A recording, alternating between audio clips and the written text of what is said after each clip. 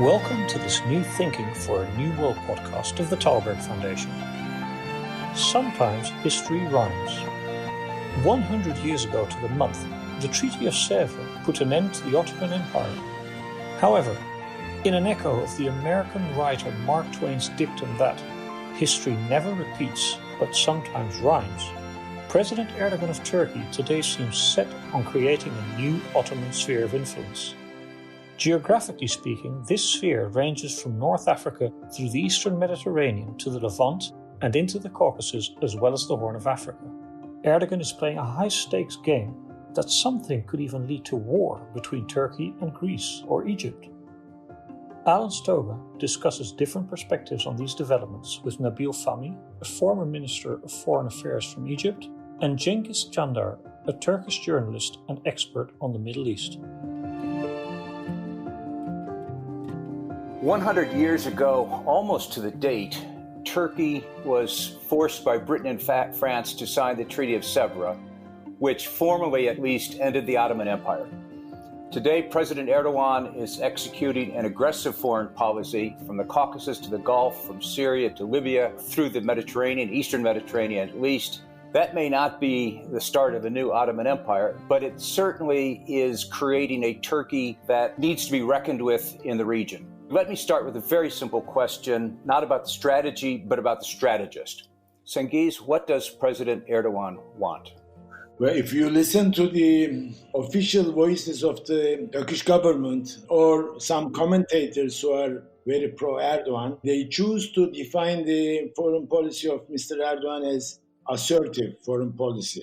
In the Western, mainly the American media, puts it as a neo-Ottomanist policy, which I contest, because I'm the person in Turkey who coined for the first time, and I don't see anything neo-Ottomanist in Mr. Erdogan's policy.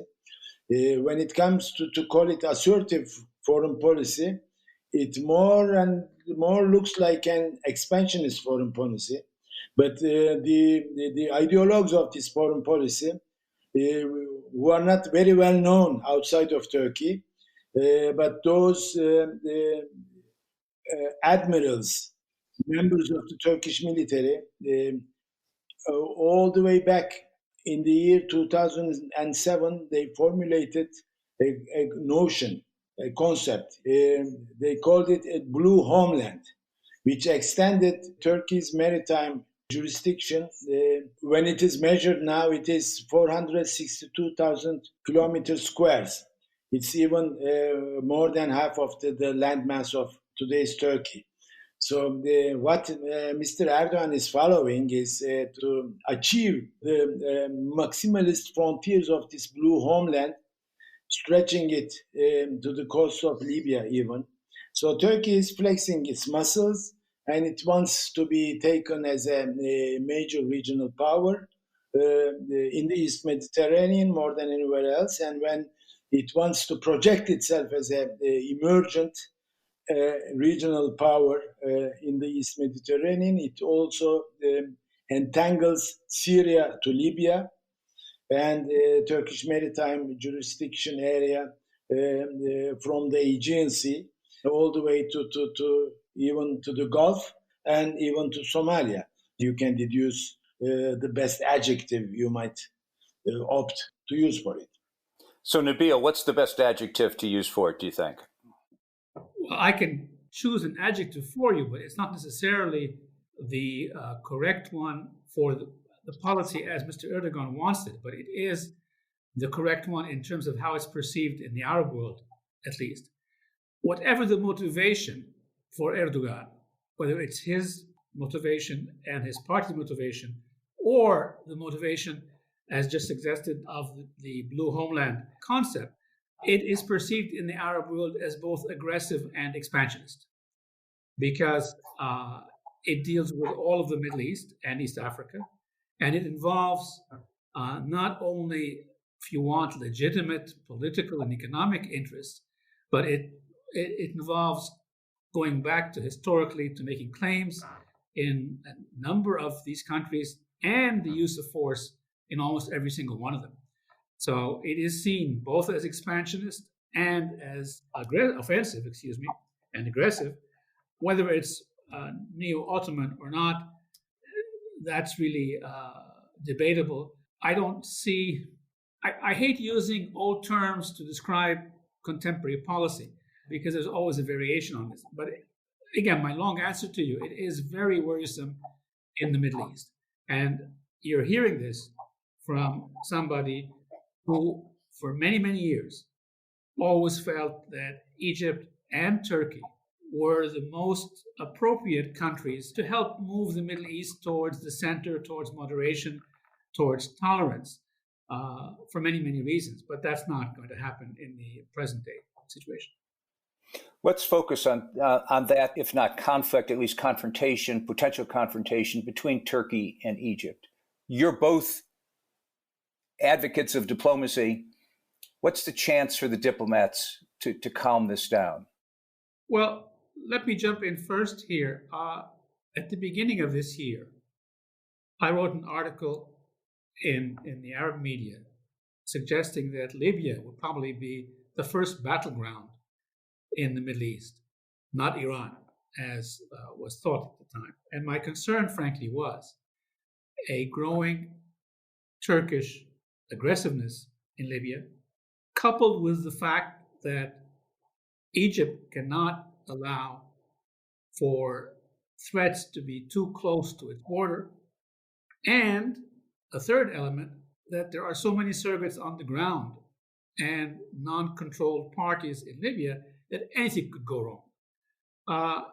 I'm very glad to see that the heatening up of the situation about 3 weeks ago caused both the Egyptians to draw a red line and the Turks, while continuing their policy, to sort of not push that last button too quickly. The increased threat potential may have woken up some rational thinking about what not going too far, but I still believe that violence in Libya, either directly between Turkey and Egypt, but more probably as a function of surrogate activities, is still possible. I would tremendously hope it's not the case, but frankly, without cumulative global action, this can really get out of hand very, very quickly. And it does not serve Turkey's interest, nor does it serve Egypt's interest. It's impossible to really engage in a serious, constructive discussion between the Turkish government led by President Erdogan and the government led by President Sisi. They personally have so much at odds that it's not possible to take that as one step. And I don't think that either side is ready to sort of start at a lower level. So I'd love to see some wise European and some wise Arabs try to engage together in talking to the two sides, because this can get out of hand very quickly. Cengiz, do you think that Turkey is looking for a solution in Libya and in the Eastern Mediterranean, or feels that it still has space to build pressure and pursue its assertive expansionist blue homeland strategy? Well, if this is a quiz, if this was a quiz question, I would go for B.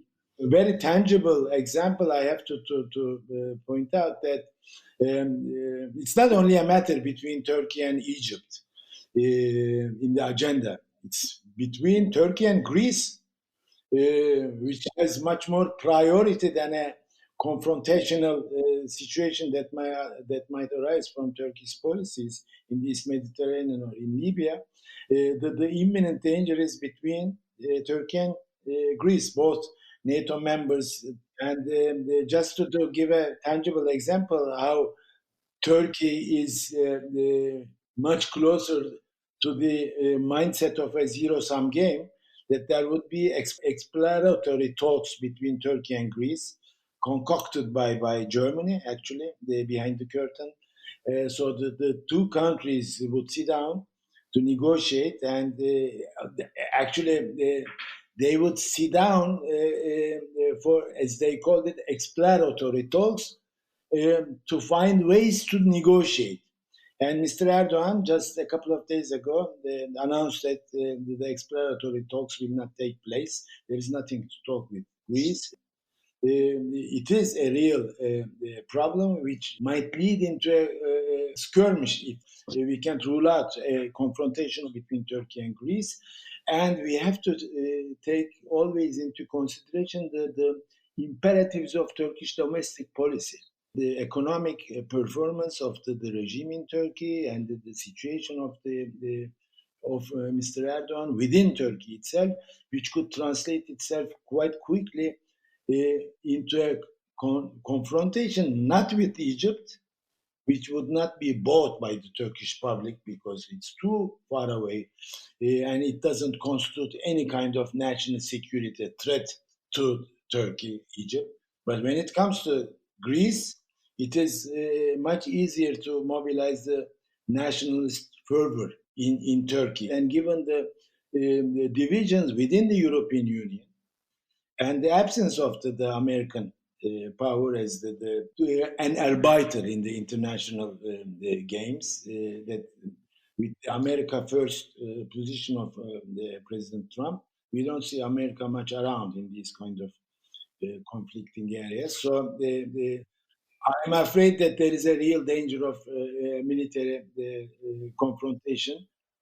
Cengiz, you're nibbling on the transformation of the system from global order to global disorder. And we've all lived and worked in a period where there was a pretty stable global framework. Nabil, you were foreign minister and a career diplomat throughout that period. And it does seem from everything you've both said that you may share the view that it isn't quite as predictable as it used to be. The Americans are seemingly lost in translation. The Europeans are also lost in translation. The Middle East, North Africa seems to be in open territory for mischief. What do you expect, Nabil? Well, let me start by saying I kept using the word surrogates regarding the Libyan theater. I didn't necessarily mean only non-state surrogates, but actually different players who came into the bargain for different purposes. And without being pejorative towards anybody, the role played by Russia, for example, appears to be against Turkey in Libya, but it's also partnering with Turkey in Syria, as Cengiz said. So there are just simply too many players on the ground for nation states to carefully check and balance each other without the potential for big mistakes happening.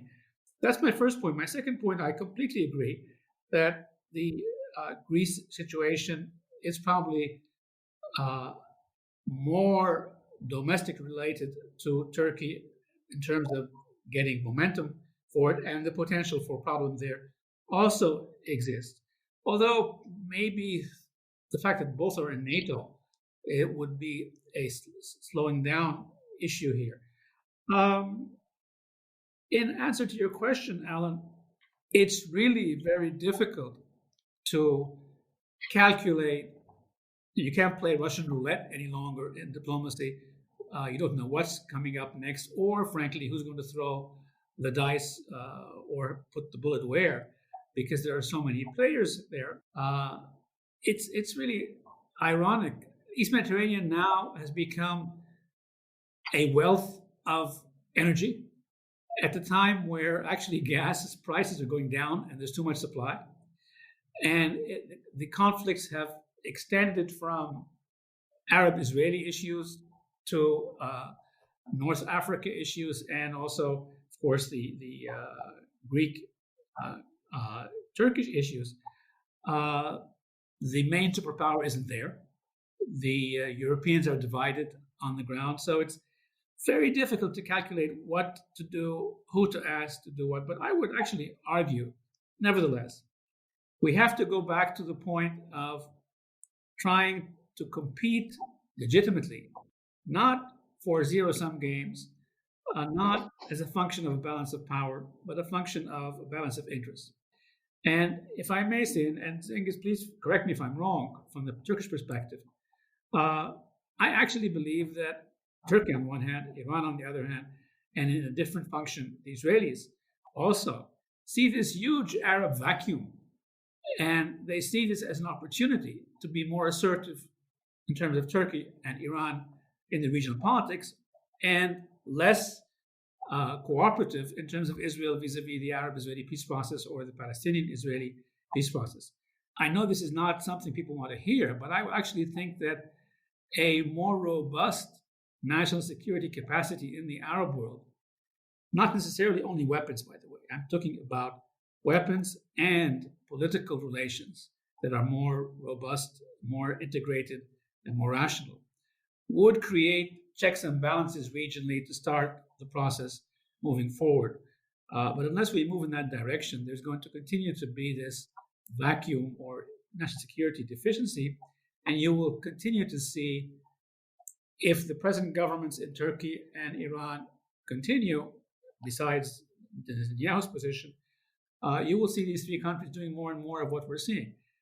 I think that Americans and the Russians need to once again engage, not by forcing solutions, because they can't, frankly, but they need to engage in serious diplomacy as we search for a multitude of assets to work together to push the diplomacy rather than aggressive politics. Cengiz, what do you think?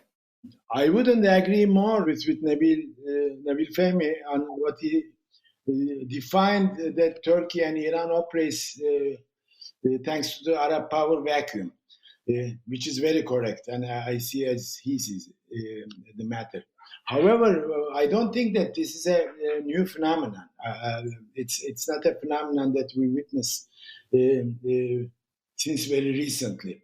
It has been there, the Arab power vacuum, since more than 2 decades. I don't want to go back to the days that Egypt is perceived in vacating its leadership position in the Arab world, which the entire world used to see Egypt as the leader of the Arabs.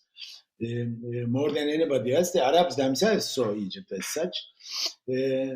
But let's leave it aside, and if we go back to the turn of the century, with the war on Iraq, later the Arab Spring, when Syria was fragmented, and since then, since the turn of the century, the major issue of the Middle East, the pivotal issue of the Middle East, which was the Palestinian question, was no more addressed.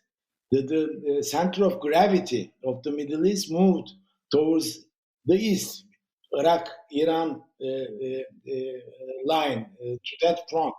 So Mesopotamia actually replaced Levant as being the center of gravity of the power relations in the greater Middle East region.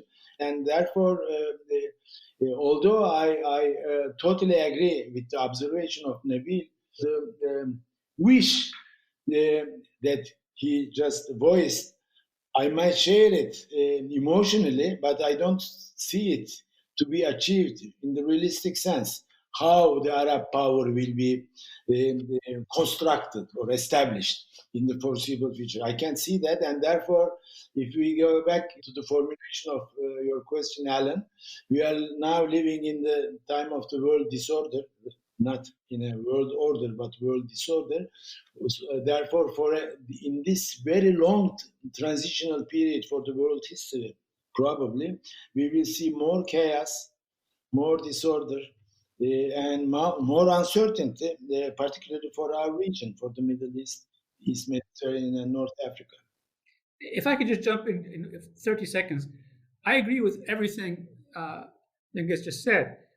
I don't expect Arab power to be regained or resumed in the short term. So I agree with you on that completely. That's why I think it's important, even though, given my past profession, I find it regrettable. We need to encourage the international community to play a role here to help stabilize the Middle East, because we won't be able to do it in the short term. Let me end with a question about symbols. Symbols are always important.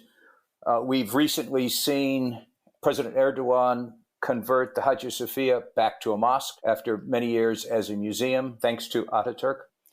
How important is the Hagia Sophia, Cengiz? Well, as the German word Kulturkampf counts in explaining political developments, this is a very, very vivid signal of the Kulturkampf, the culture war that Mr. Erdogan is waging in order to replace the republic with the Kemalist decorations that he inherited and to transform it into, as he calls it, new Turkey with his strong stamp on it. But I am one of those in Turkey who claims that this is not Islamism. This is Turkish nationalism. The regime in Turkey, with some Islamic or Islamist decorations, are still a Turkish nationalist regime. So in this sense, Hagia Sophia is very symbolic in his cultural war for his new Turkey, just to erase the symbols of the Kemalist Turkey that he had inherited. But I think there is another aspect of transforming Hagia Sophia into a mosque. It has something to do with the foreign policy. Mr. Erdogan is waging a covert struggle for the leadership of the Sunni Muslim world. And the target, what he targets is the axis, as he sees it, of Egypt, Saudi Arabia, and United Arab Emirates. So he is trying to score with transforming Hagia Sophia into a mosque in the Sunni Muslim world. And in his speech concerning Hagia Sophia, which he said this is the inauguration of a new epoch in Turkey, which will be crowned by the liberation of the Al-Aqsa Mosque in Jerusalem. So he attaches Hagia Sophia issue to Jerusalem, and he is well known for his sponsoring of Hamas and the Muslim Brotherhood all over the Arab world. So it was very significant in for multiple reasons the conversion of Hagia Sophia into a mosque. Nabil, it really is the last question. How do you see the consequences of Hagia Sophia playing out in the Arab world, in the Muslim world? Is it significant, or is it an old symbol, not a relevant symbol today? Well, I'll tell you, it's, and I say this respectfully, anybody who's been following international affairs and politics knows that substance is of paramount importance, but timing is also very consequential. Given the turmoil in the Middle East, this has had very little reaction in the Arab world, particularly reaction beyond a Muslim sentiment. But among the middle class, if you want, secular Arab world, it was found to be interesting, but nothing that would generate a lot of momentum. I just want to refer again to something very interesting here. Egypt and Turkey are actually both becoming more nationalistic, but from different angles. From the Egyptian government perspective, with President Sisi in particular, he's made it a point from the very first day he was elected to go to Christian celebrations, to fix the monastery and all that. His reason being that Egypt is a nation state. It's not based on sectarianism and he's a very pious religious person, by the way. But he wants to emphasize the national identity of Egypt and the national identity of Arabs. Therefore, they include, as they did many, many years ago, Muslims, Christians, and even a small number of Jews that remained in the country. So this is part of our national, or the president's national approach and the country's national approach, that we are a nation state. This is our identity. We don't play the religious card in the Islamic sense. Erdogan is more competing with the Saudis than with Egypt on the Sunni issue, although yes, he does see Egypt, Emirates, and Sunni and Saudi as one thing. Last question. Do you think this ends in conflict between Turkey and someone? I think you will have skirmishes, possibly several skirmishes. I don't think you'll have a large-scale sustained war. There are too many factors that would not encourage large-scale sustained war. But repeated skirmishes, whether they are Turkish, Greece, Egypt, Turkish, or surrogates in the Libyan domain. Cengiz, last word. What I would add is that until January 20, the likelihood of a conflagration is higher than perhaps after that date, when who will occupy the seat in the White House will be certain. Whether it would be Mr. Trump or Mr. Biden, it's secondary. Until that date, the 20th of January, with the assertive, expansionist, aggressive, whatever you call, the policy of Mr. Erdogan, pushed, exacerbated by domestic difficulties, may take the region to a war, not at the scale of the Arab-Israeli wars of 1967 or 1973, but nevertheless, it would be a war at a certain scale, at least to create a new balance of power in the region. So based on that, we should have our next conversation in January, maybe January 19th. See if we can predict for the 21st. Thank you both very much. It is a strange new world in which we are living, and thank you for tying it to the world we've left, and for highlighting some of the uncertainties that are going to define what comes next. Thank you very much. Thank you very much. Thank you, Alan. Thank you, Cengiz. Thank you for listening to this episode of the New Thinking for a New World podcast. We welcome your comments, and please subscribe to other episodes in the podcast app of your choice. This podcast was made possible with the generous support of the Stavros Niarchos Foundation.